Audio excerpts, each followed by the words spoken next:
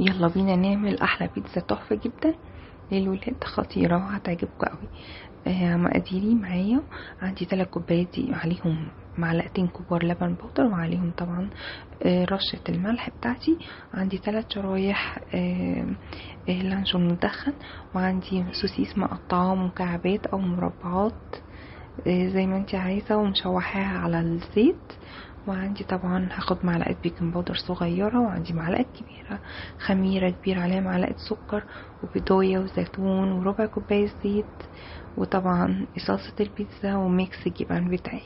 دي مقاديري، ويلا نقول بسم الله الرحمن الرحيم ونبتدي. دلوقتي طبعا عشان الخميرة تشتغل معايا حطيت لها المية بتاعتها واسيبها تخمر.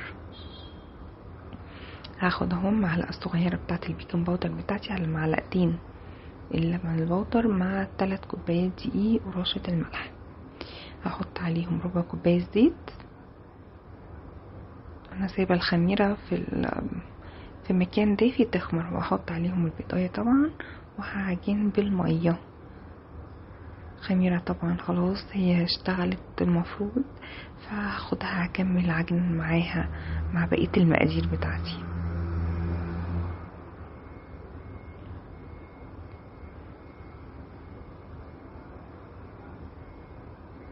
اهي بصي الفوران الخميرة تحفة ازاي اهو. هقلب ما تقلقيش خالص لما العجينة تلزق في ايدك او حاجة، عادي جدا. كل ما تعجني فيها كل ما هتبقى العجينة بصي تحفة جدا اهي. هي لما الدقيق كله اللي عندي اهو. هسيبها في مكان دافي واغطيها اهي. بصي خمرت اهي ما شاء الله. هفضي بقى طبعا افرغ الهواء ده كله. انا هعمل صينيتين، هقسم العجينة نصين زي ما انت شايفة كده. هعمل واحدة مربعة اهي، واحدة مستطيلة وواحدة مدورة. خلاص اهي دهنت الصينية زيت. بصي العجينة بتفرد معايا ازاي، عجينة مريحة خطيرة جدا، هتعجبك جدا جدا جدا. بصي العجينة دي انت ممكن تستخدمي تعملي منها باتيه، تعملي منها كرواسون. خطيرة خطيرة فعلا، جميلة جدا. طبعا اول حاجة فردت العجينة وبعدين هحط عليها البيتزا. صلصة البيتزا بتاعتي انا جايباها جاهزة، ممكن تعمليها في البيت عادي. معلقتين صلصة كبار وعليها شوية زعتر ناشف ومعلقة السكر شوية زيت، هتطلع احلى من الجاهزة كمان. بس انا دايما بعملها في البيت زي ما بقولك كده، بس انا قلت اما اجرب الجاهزة، بس لقيت اللي انا بعملها احلى. اهي بصي اول طبقة دي هحط رشة جبن صغيرة خالص كده من تحت، وبعدين بقى حطي بقى الزيتون بتاعك. حطي مش عايزه تحطي زيتون ما تحطيش، حطي ممكن تحطي فلفل الوان مقطع لو عايزه، طماطم، اي بقى ايه يعني التوبكس بتاعتك ديت او المكونات بتاعتك اللي بتتحط على البيتزا ديت انتي وراحتك زي ما انتي عايزه. ممكن تستبدلي السيس بالفراخ، ممكن بتونة، ممكن جمبري، ممكن ما نعملش كده خالص ونهي نكفي بس تبقى حلوة قوي. ميكس الجبن دي تبقى تحفة جدا. بس كده طبعا انت تكون مشغله الفرن على درجه حراره 180، تحطيها في الرف الوسطاني من تحت. لو فرنك شغال فوق وتحت اوكي تتحمر. لو هي شغاله بس شغال الفرن تحت بس، ولع عليها شويه تاخد وش.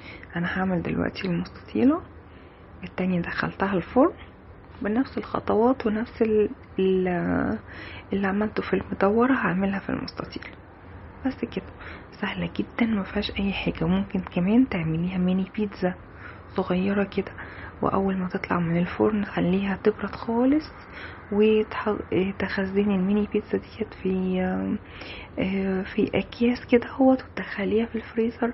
ممكن تديها للولاد في المدرسة يتعشوا بيها زي ما هما يحبوا يعني.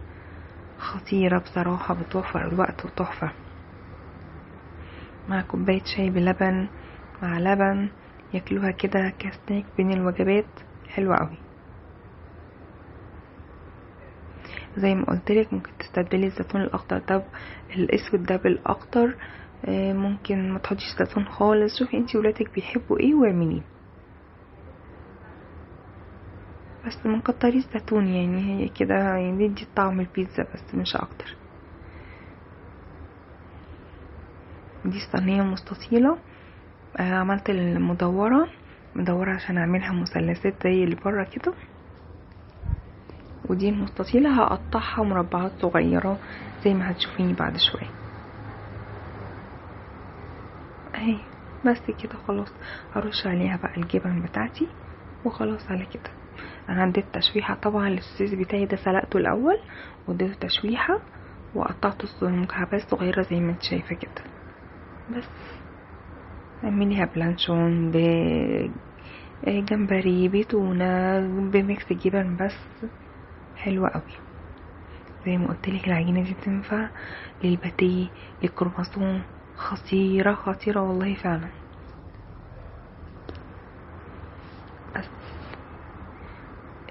دي بقى كانت حتة زيادة عندي حطيتها. بصي بقى ديت الصينية المدورة بتاعتي خطيرة اهي، طلعت من الفرن. هقطعها طبعا مثلثات زي ما انت شايفة كده، وهي سخنة جدا طبعا.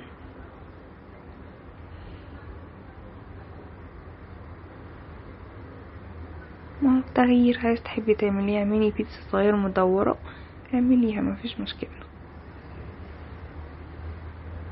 طبعا بتتاكل وهي سخنة كده خطيرة، عشان الجبنة تمط معاكي. بصي هفتحها لك دلوقتي، طبعا هي سخنة على ايدي. بصي ما شاء الله، ولا لزقت ولا اي حاجة خالص، تحفة. بصي بقى فتحتها لك اهي، خطيرة. بصي العيش ازاي خطير، شايفة ايه العجينة تحفة تحفة تحفة فعلا، تتاكل حاف كده. بصي بقى المطة بتاعت الجبنة خطيرة. يا رب الوصفة النهاردة تكون عجبك وجربوها، واشوفكم في وصفة جديدة، ومع السلامة.